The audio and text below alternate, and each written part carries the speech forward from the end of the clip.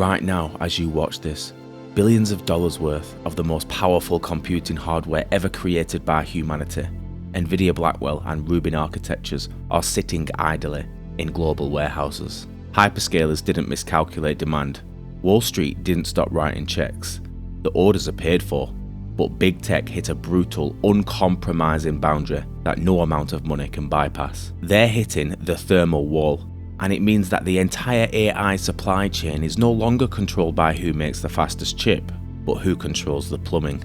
To understand how fragile this system is, we need to look at the inverted pyramid, but of the AI factory itself.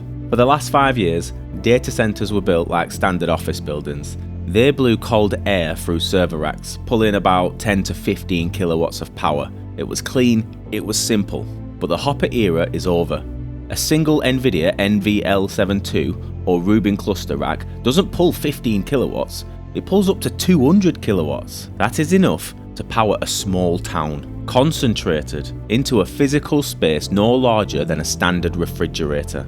If you attempt to cool a Rubin architecture cluster with air, the silicon will literally self-destruct from thermal density in a matter of seconds. Air is physically incapable of moving heat at this volume. The era of traditional data center design is officially dead. This forces a mandatory conversion to direct-to-chip liquid cooling.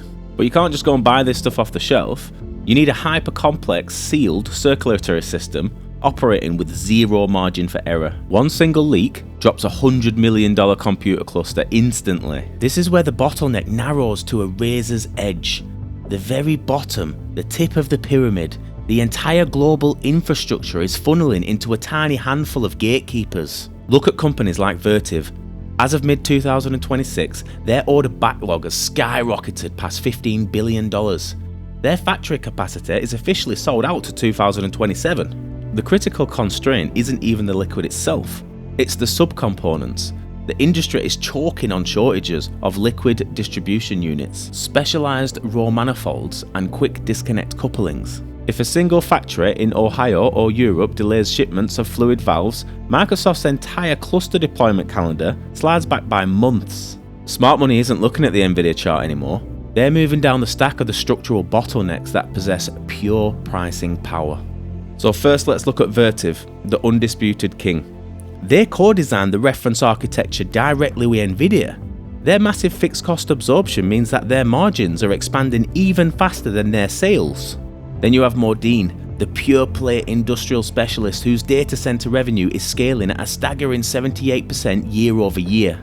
Then you have Eaton, the electrical giant that quietly consolidated the market by absorbing Boyd Thermal to weaponize liquid cooling workflows against the competition. When the gold rush occurs, you don't buy the shovel company that everyone else is copying, you buy the exclusive rights to the only water source in the valley. AI might create the logic, but the infrastructure giants owns the physical reality.